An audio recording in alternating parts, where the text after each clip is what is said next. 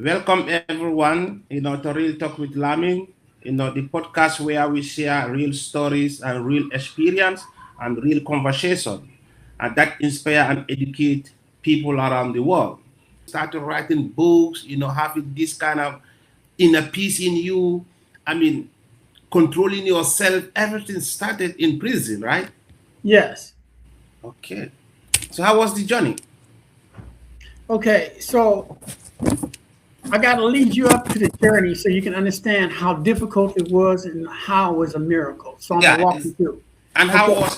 how it was with with your inmate too, being a Muslim in American prison. I know it's not gonna be an easy thing.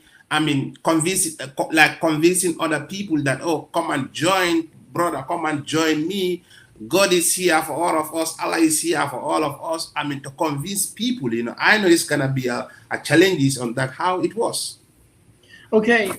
First of all, the the structure, the officers there, they didn't like Muslims in the first place. So they Okay. impeded Juma. So Juma would be at all times of the day. We had some people that came in there to say they were imams, but they were not. They were part of the system to try to Okay. appease us. So Okay. we had to file paperwork like grievances to be able to get the right time for Juma because we were Juma. fighting because Juma is in the middle of the day where Okay. everybody's got their work assignments. Yeah. So California Prisons Department of Corrections is what they're called, didn't want to give us that time off Okay. because under the 13th Amendment in America, slavery is legal in prison. Yeah. So some rights are trumped by security. So we had to fight them to be able to establish laws according to the Constitution of America to allow us to have Juma. And in Juma. that Okay. process, I played a major part in it writing again. So I ran into some other guys in another prison. They transferred me out of that prison. I was able to get they have a point system. And when your point systems, you go to a high violent prison, then you start going down to lower violence prisons. Then you go down to a lower violence prison before you go to the parole board. Yeah. So I want to talk to you has the parole board, how the parole board works, so you can Yeah. understand how extraordinary this was. Okay. So when I was in prison, I was like a very studious person. I studied everything. I started getting my education. I didn't have no high school diploma, so I got what they call a general education diploma. They call Hmm. it a GED in America. So I got that first. And then I started studying the Arabic language, the alphabets, the hurufs, how to connect the words. ذَلِكَ الْكِتَابُ رَيْبَ فِيهِ هُدًى لِلْمُتَّقِينَ. This is the book in it, you find it, and there is no doubt for those who believe. So I Yeah. learned the Arabic language in prison. Okay. So, I learned about sayings like kaifa halak haki and Yeah. different phrases, halim salinaki, you know. And so I learned different phrases, how to be able to speak, and I started teaching it. Okay. But when I was in prison, they never would give us our services. It was always a fight. When it was time to have it, they wouldn't let us go. They wouldn't let us out of our cells. They wouldn't. It was always a fight. So we got together. The brothers got together, and they say, they had what is considered as a mass committee, a committee, and start in the prison. So Hmm. we got together and say, okay, we got to have some type of strategy. We can't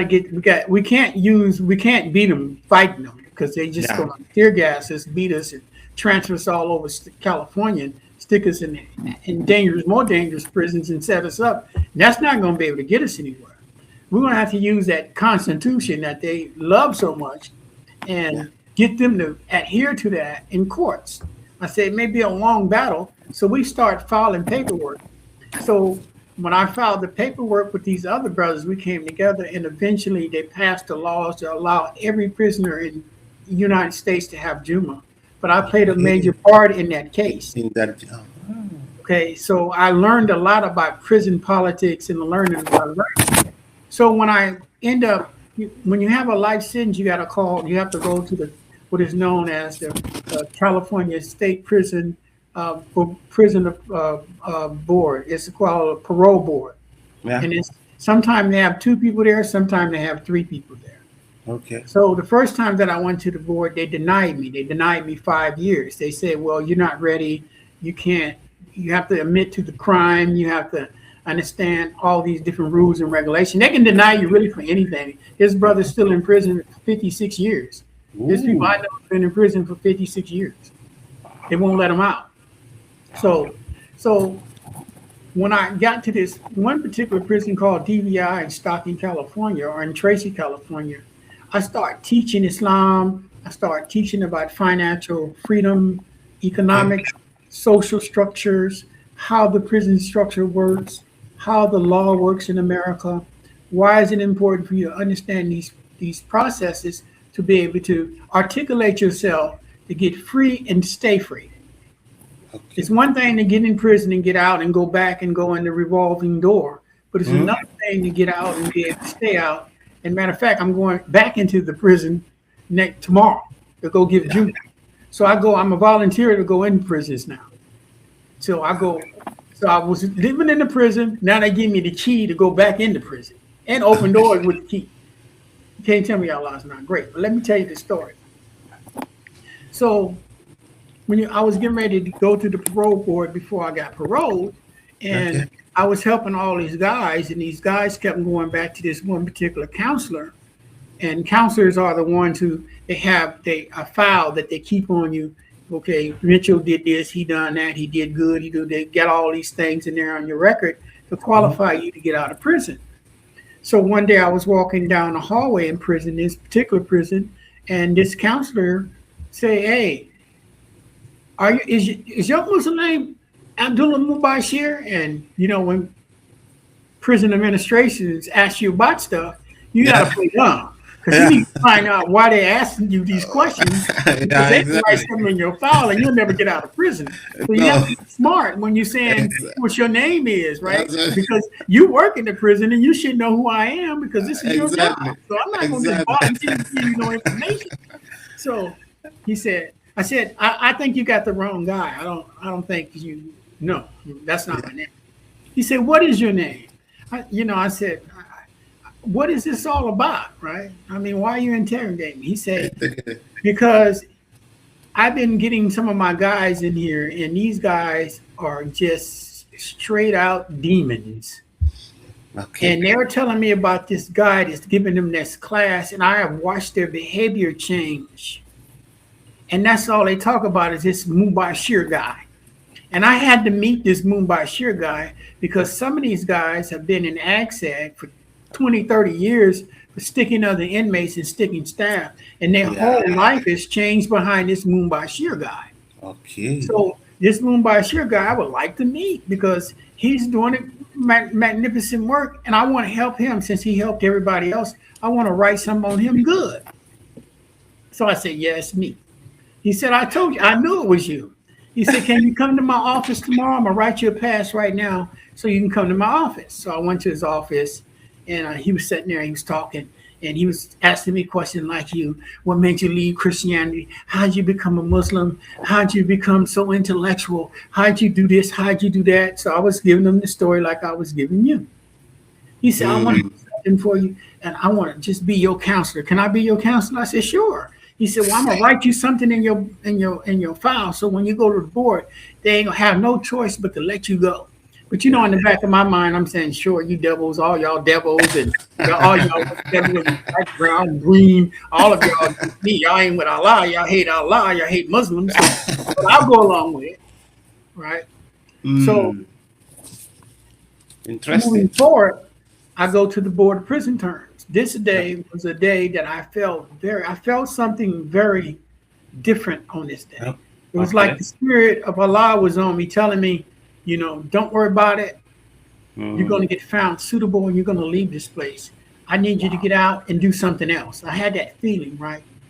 But you get to be in contact with people who's going in and who's going out. I'm going out. Everybody went in that day and came out. They all got denied. Yeah. Okay. So Yeah. now generally at 5:30, the board leaves. But they had so many people and it was nine so people. I went around 7 o'clock and people was telling me, you're not gonna make it, you're gonna get you're gonna have to get another hearing, you're not gonna get out. This man is denying everybody, he's an ex-gang this, he's an ex-gang that, he Yeah. don't like inmates, you're not gonna get out. And I kept telling them, I say, Inshallah. Yeah, Allah says, inshallah. Ya'lamu bayna aduhum and khalfahum. Allah knows what's before me, behind me, before me and Mm, behind me. mm, yeah, Nothing can be moved without his bi'ithni, without his permission. And I found favor. Fami ay rabbikum ma tukabiban. I have found favor with Allah, and I'm not going to reject any of his favors. I'm going and I'm getting out yeah. today, right? Wow. So when I get there, there's a guy in the holding cell before I go into the parole hearing. So when I get in the parole hearing, he said, they just denied me 15 years. I said, 15 years? He Yes. said, yeah, it's a guy in there, man. He's a gang coordinator. I'm with the Northaniel gang, and he gave me 15 years. Wow. 15-year denial. That's a whole nother life sentence. Yeah. Well, who has anybody been found suitable? He says no. He denied every single person, and you're the last person. He Wow. probably will deny you too. And so I told him, I said, well, he ain't gonna deny me. He ain't gonna deny me because I God, got God, a lot of messenger. He said, God, God. well, I'm not trying to be disrespectful to you, brother, but this Yeah. man is denying everybody. So they called me and said, Mitchell, you up next. Right. So they handcuff you, take you in there, Mm, sitting there with the handcuffs, and then they start asking you questions. So they're reading my file and they start asking me questions. So you Muslim, huh? I say, yeah, I'm Muslim. And okay. so you don't believe in Christ, huh? And I say, no, I do believe in Christ. He's the Messiah. He's the Messiah. We do believe in Christ. We got a whole chapter called Marian on Christ. Why? My whole family, they're Christians. I'm the only Muslim in my family. Yes, I believe in Christ. I came out of Christianity. So he asked me the next question. He said, so you think you're smart, huh? I said, what do you mean by that? What, no disrespect to you, Commissioner. Why are you asking? Why does it seem like you having so much animosity towards me?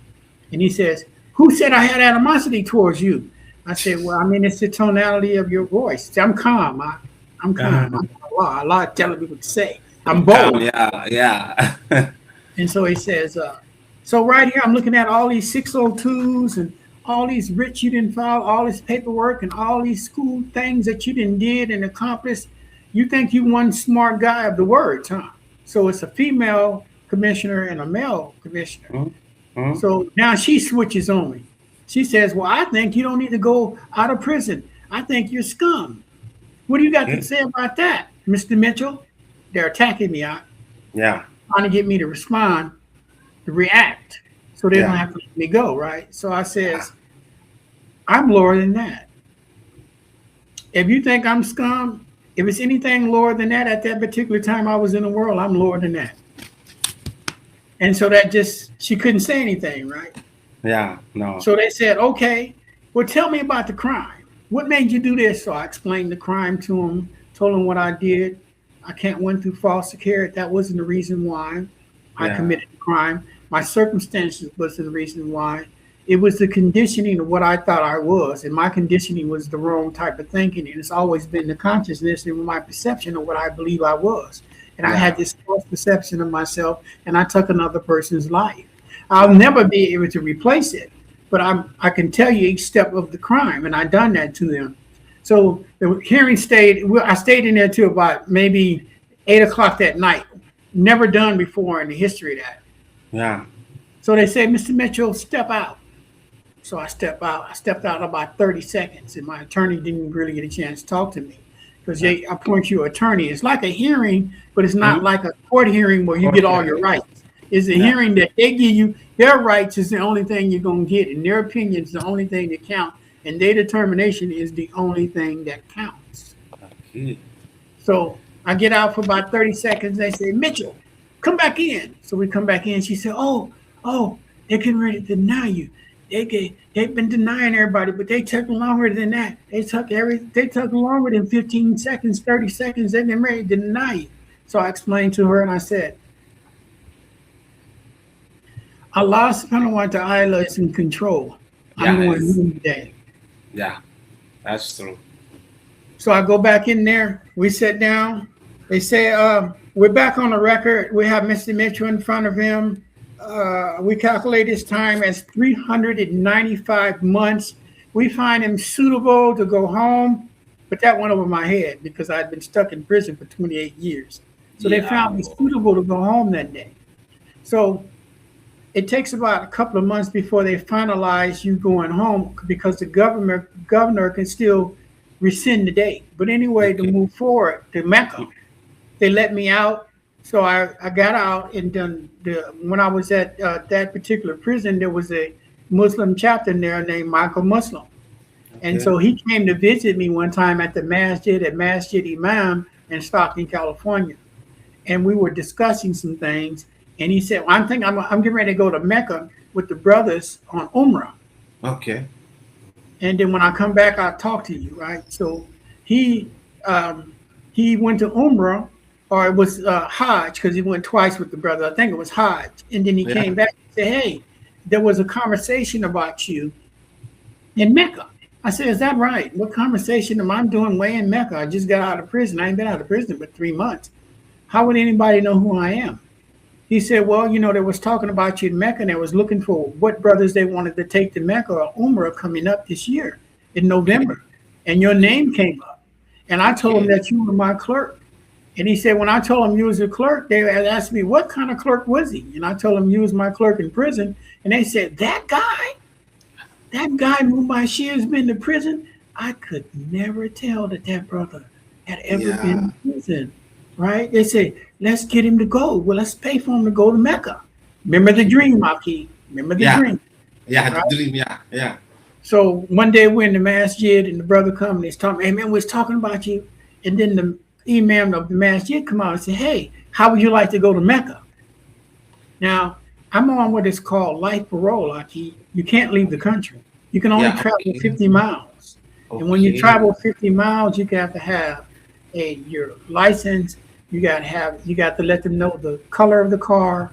You got to let them know the model of the car, the license Mm. plates of the car, who's going to be in the car, and how far you're going to be. And you need to give them 2 weeks notice so they can give you a pass so you can go to that place. Now, mind you, Mecca's 8,400 miles from America, where I was at. Yeah. I'm on life parole. I'm on restriction. No one on life parole has ever been to Mecca, right? Okay. Yeah. So, brother said, "You want to go to Mecca?" Of course, I want to go to Mecca, Aki, but I'm on life parole. This has never been done before. He says, "Well, go find out what you got to do to go to Mecca." So I go to my Okay. parole officer and I say, "Hey, what are the chances of me going to Mecca?" She said, "Oh, you can go to Mecca right to today if you want to go." I said, "I really can." She said, "Yeah, Mecca's in Sacramento." I said, Okay. "Sacramento's 50 miles away. That's right here in America. Mecca's in Saudi Arabia." In Saudi Arabia. How? See, he thought that it was in America. But but before we go to the journey in Mecca, I mean, which year do they let you out from prison? Because you talk about when you go to the judge, I mean, it means that your faith and your belief to God have transformed your life because you have faith that things will be going fine on you. Even others do not believe that when you go to Mhm. the judge, I mean, Right. they will not make things easy on you, but Hmm. with your faith and your belief in God, the Almighty Allah, Hmm. transform you a lot. It helped you a lot in this journey in prison. Hmm. I mean, after everything what has happened, they let you out from prison. Where do you go? How was life by then? Because it might be because you spent a lot of 2 decades in prison, 36 years in prison, right? 28 years. 28 years in prison. Then they let you out. So how was it, those days, when you were out? I mean, no job, nowhere to go, maybe no money. I mean, maybe friends have grown up, some have family. I mean, your maybe your brothers, your sisters. How was it? Well, they have what is called sober living homes. So I had to go to a sober living home.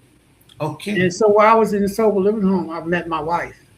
Oh, okay. So me and her was courting, so to speak, but just there's no courtship in Islam. So I was teaching her Islam because she was a Okay. Muslim. Okay. And so eventually I started working for $12 an hour. In America, that's very low wages. Yeah. $12 an hour. Maybe Yeah. somewhere else it might be wages, but it was really grueling work. So I had to go to work, and then I find me staying in these homes. You have to go to classes, so I Yeah. had to go to classes, and I enrolled in college. So I had to go Okay. to classes, enrolled in college, and work.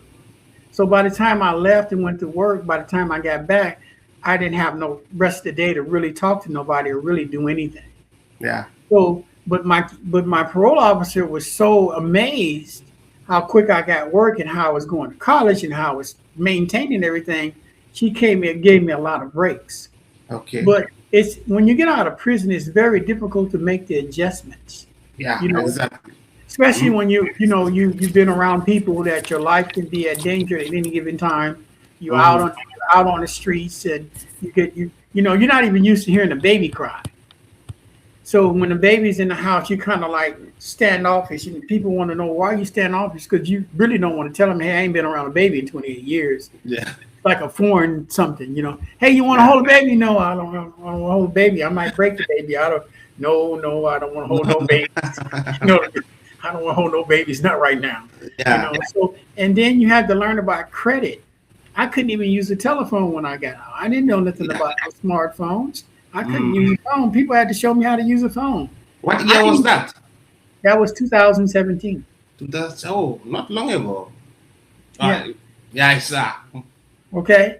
So so as I learned how to do as I growed and going to school, I was mm, like an older guy in college around all the young kids, and the young kids in yeah, college would always be asking me, "Hey, OG," that means original gangster in America. yeah, yeah, "Hey, OG, why you in school?" Right? Because gray hair and all that. I'm in yeah, school doing my schoolwork and working on my degree. I'm tired as heck because I just got yeah. done getting on work. I'm at school and I got to be back. I'm walking. I ain't got no car. I'm walking to the masjid. My wife got a car, but she has to do other things, and she's staying in the parking lot when it's raining while I'm in school, and I'm doing my schoolwork, and I'm telling them, I say, well, knowledge does not have an age on it, nor does it. No, no, So I have to build a life, but I couldn't yeah, tell them about prison. no, See what I'm saying? So I had to talk to them in riddles. It's very important. Your parents is telling you to go to school. Listen to them while you have chance to listen yeah. to them. When Okay. you get done with this class school, go to the university and get you a higher education, then get you a higher education, and then Mm. learn how to work for yourself. So, That's what I'm in school for. So at that particular time that I was going to school, I ended up dropping out of school for a minute because I was accepted at a University of Pacific's, so what oh, is called alcohol substitute program, and it's a 6 month program that you just has to work. You have to be in class every day. So I had to okay. drop out of college. So I got that, and then I graduated from college too with an AA. Then I went to another college. It's called Stan Mm. State University, and I just received my bachelor's associate just recently. And so, with that in mind, these are just some of the things I had to do to be able to be in the position that I'm in now. Now I'm a social worker. Once I got my degree, I make way more money, 3 times that amount that I was in the when I started off from $12, But right? here is a correction.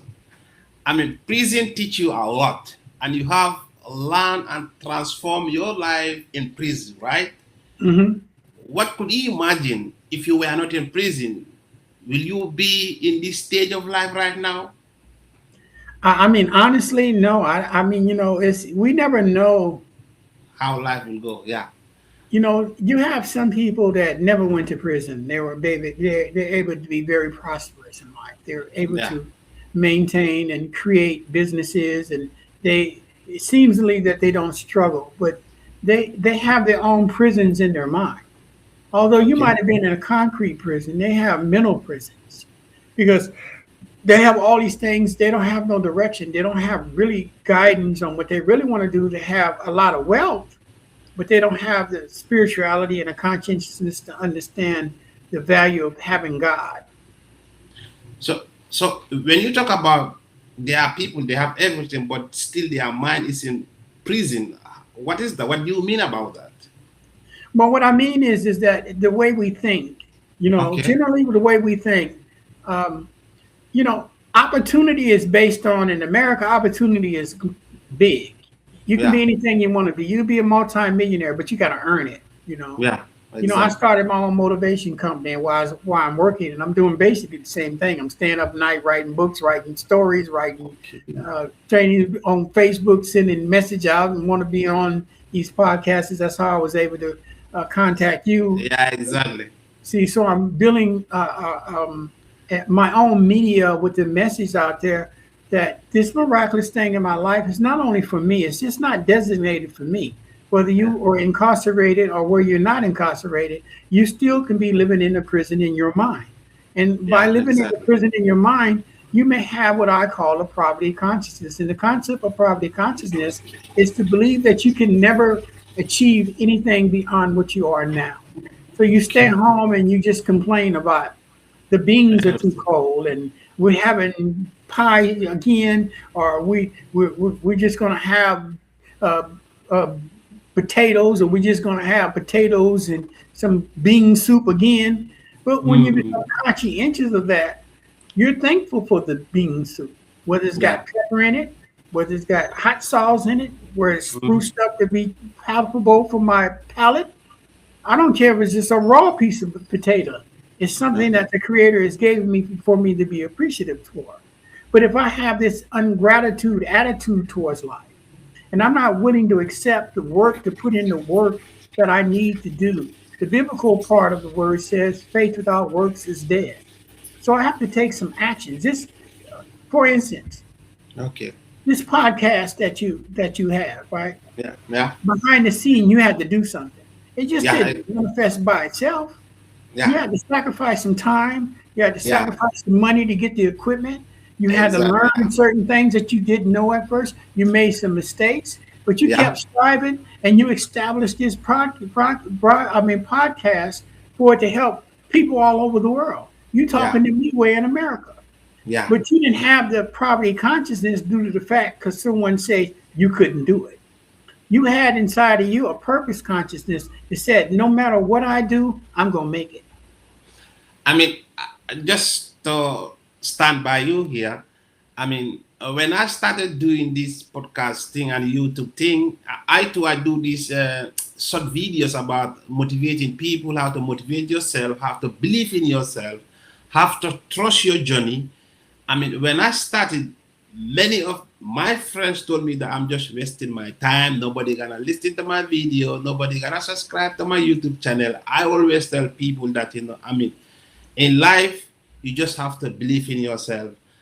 I mean, even it's only one person is listening to me, I'm grateful of that. If my message can inspire somebody out there whom I never meet, I never saw, I mean, I'm really grateful of that. I mean, today you really inspire me a lot. Like, we put our mind into prison. Prison is not just about they lock you, they close the door. I mean, you are in prison. You can be outside there, but your mind is in prison. Like what you said, anything you have, you always complain. Like, I don't want this. I eat this every day. I don't want that. I mean, that's real prison too. That's real prison too. That's absolutely right because when see, I have what is called in my one of my books called a Peter Hmm? syndrome. Okay, so but I would like to get back to the story how I got to Mecca, so you Yeah. can really see how it was. Yeah, now I think we have to talk about your journey to Mecca, how it happened, how it all began, go to Mecca. I mean, Hajj or Umrah, whatever happened there, how it all happened. I want you to tell us more about that. I wish I could have sent you pictures and tapes and stuff for you before this happened, so you would have had a Yes, chance. you Maybe can. afterwards you can You can. send me a link and I'll send you all that I will send in you the my book number, then, information. you can Oh send yeah. me. Yeah. Okay. So what happened was is that remember the brothers had went to Mecca and they had this like majlis and they were talking about they wanted to take people because our masjid basically is rich. He Yeah. just bought a property for like $2 million. And Okay. so basically those brothers are doctors and they got plenty of money at the masjid. And so, but I don't ask for anything. I understand the concept of striving to get what you want. That God is not just going to give you anything, because if He gives it to you and you're not ready for it, you're going to squander it anyway because you don't know how to maintain it. You got Mm. to serve what God has given to you. You have to have that grit. You have to have that understanding about the responsibility of what He gives you. Mm. Once you understand the responsibility of that podcast, now you're going to be a big podcaster because you understand your responsibility, and you're Yeah. helping people heal by Yeah. listening to people like myself about hardships, Exactly. challenges, obstacles, Mm. success, and what it takes to be successful. It's Yeah. never going to be the way you want it. You're going to make that investment, and that investment may not work out in you. But the best investment you can make is always in you. And you Yeah. never can second guess it. Because if you Okay. second guess it, that's the day that that prison returns. Because that prison in your mind is going to tell you all kind of negative stuff. You should just quit and go get a job. You should just work the rest of your life. The conditions in our country just ain't right. You should just, you're never going to make it because everybody else is just hanging around. Everybody else is just sitting around drinking. Everybody else is around just playing dominoes. Everybody else is just looking at the sky, Yeah. making up stories, dreaming that something is going to fall out of the For sky. that. So I think I'll just go back to that.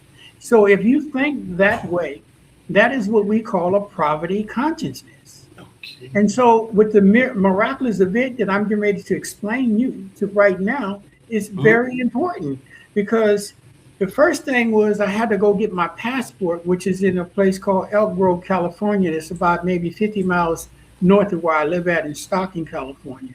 Yeah. So I get down there and I'm enthusiastic. I'm going in there. I'm ready to get my passport. But let me step back just a little bit to show you how I was able to get the pass to go to Okay. Mecca.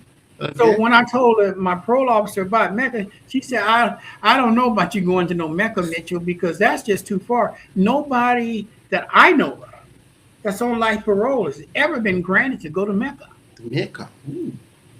Right? In California to Mecca, I don't know nobody on life parole. You Nobody. might have to wait off the life parole. She said, but one thing I do know, the guy that writes the passes is coming to one of our meetings next week. Mm. Why don't you ask him? So he comes to the meeting and I'm this, I'm that. He's telling us about his credentials and how long he's getting ready to retire. He got about 2 months before he's retired. And does anyone has anything they want to ask? So I Yeah. raise my hand up and I say, I have something I have to ask. He said, what is it? I say, hypothetically, if a guy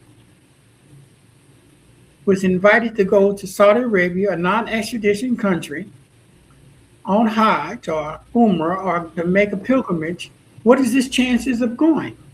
So Yeah. he says, hypothetically, if that guy got information from the people that was taking them and they can ensure us that they're going to take him and escort him over there and bring him back, I might consider it. Yeah. So I went and got the letter, gave it to my parole officer. She gave him the letter. And the next time he came back the next month, I thought nothing of it. The brothers was asking me, hey, are you going to be able to go? You got like 4 months to get everything. We got your hotel. You're going to have to go get your shots. You're going to have to get your visa. You're going to have to get you're going to have to get your passport, and you're going to get those shots. We need to know because this is going to cost. It's the plane flight round trip. All this stuff costs, right? So I Mm. told him, I don't know. This is all new to me. I've just been out of prison just maybe 6 months, man. All this stuff is new. I'm trying my best.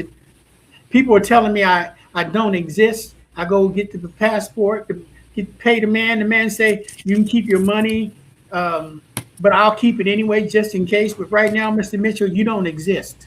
I Wow. said, what do you mean you don't exist? I just gave you my license. I do exist, man. I need this passport. I got to go to Mecca, man. This is an extraordinary event. Yeah. Nobody in the history of California has been able to do this. He said, well, I'm sorry, Mr. Mitchell. You're just going to have to call the higher ups. So I call the higher ups, and it's in the book also. So I call the higher ups, and I'm talking. I say, hey, I need to get this passport. He said, okay, give me your social security number. So I give him my social security number. They put the social security in there. They said, Mr. Mitchell, let me ask you a question. Where have you been for the last 28 years? Because you're not in our. I said, man, I've Yeah. been to prison. I've been in prison for Wow. 28 years. He said, okay, well, that's past my pay grade. I'm not, I'm have to send you to my supervisor. Right. Wow. So he transferred me over to his supervisor. She said, okay, what can I do for you? What's going on? They tell me you want your passport. You're not, you don't exist in our system. You've been gone for 28 years. Tell me your story. So I tell her, I say, hey, these people got together. They put this money together to go for me to go to Mecca. I'm on life parole. The parole agency is just waiting for me to get to, they already approved it. This is the Mm. first time this is ever going to happen in history. It's never happened before. Yeah. Right? And she says, well, where you been? I said, well, I've been to prison for 28 years. She said, 28 years, right? And she don't say nothing else. So I explained to her, I said, this journey's going to be excellent. It's going to be everything. And she hangs up on me Wow. or we get disconnected. Wow. So I walk out. My wife is saying, what's going on, honey? I see you a little perplexed. I say, honey, I don't know if I'm going to make it. I don't think I'm going to make it because the lady that gives the passes, she hung up on me. So my Wow. wife tells me, she says, Allah is what the law he hawk. He Yeah. never falls, he never falls short on his promises. If the brother Yeah. told you 30 years that Allah's messenger told you that you were going, if you had a dream and the messenger said that you was going there, you're Yeah. going You there. will. Absolutely. There's You will nothing that's go. going to stop me from going there, Exactly. Nobody can stop that. right? But Yeah. knowing me, that prison, I did Yeah. 28 years. This is all new to me. That Yeah. prison went to talking. You ain't going to no Mecca. Ain't nobody gonna let you go to no Mecca. You fresh out of prison. You don't even know what Mecca look like. You ain't Yeah. gonna go. Right? So I'm doing my salat and asking Allah. So time goes by and the brothers is getting closer and closer to getting That's all the arrangements and the visas and everything. And mm. so I'm going to work, going to school. I'm going to this hustle and bustle, trying to set up the schedule so I can leave and all that, just in case. Yeah. So I come home one day and my wife say, honey, I got something for you. I said, what do you got for me? She say, I got your passport. Wow. Huh? It still sends chills to me now, Aki. And so got the passport. I was able to expedite everything. I get to the airport, San Francisco airport, getting ready to get on there because this is the time right before COVID and they got the what they call Homeland Security stuff. Yeah. Telling the imam, I say, brother imam, they ain't gonna let me go because you know I'm on parole and you know they're not going. I'm at the airport now Okay. with the passport and the visa in my hand. You know, I'm still doubting. So, wait a little here. In America, when you are in Poro, like you are out in prison, they don't let you go out from the country. No, absolutely not. Uh-huh. So, for how long does it take for you to go out from the country? It take many years or months or how? When you get off life parole, 7 years. Yeah. After 7 years. after After 7 years, you 7 are years, free you can to go. travel. You are free to travel by your without no Yeah. problem. After 7 years. It still happen. It's still existing in America. Yes. Some Okay. people stay on parole for 10 years. Okay. But They you can know travel who- within America. It just depends on if your parole officer want to let you go. Oh. Well, I never knew about that. in California, you only got a 50-mile radius. You can only go 50 miles. Okay. Oh. You But can go you can go to work, you can go to work, you can do whatever you want, you do your social life and in that county where you at, where you live at, you can do anything you want. But when it's time for you to go to another county or another place, you got to have a pass. okay. So You got to because you talk about when you are in Peru, when you are driving a car, you have to let them know who is inside the car, your driving license, what kind of color car you are driving, what kind of the color of the car. So why do they do that? Are they controlling you not to go away from the country? They thought, are you running away, or why are they doing that? Or is They it do in the that because system? Is the law? they do that because they call that parole conditions. Okay. So they let you out on parole conditions. If you break any one of those parole Yeah. conditions, you go back to prison. Okay. So you can't do nothing unless they say you can do it. This has never been done in the history of California, and it still hasn't been done. I was the only one that left the country, and no one has done it since.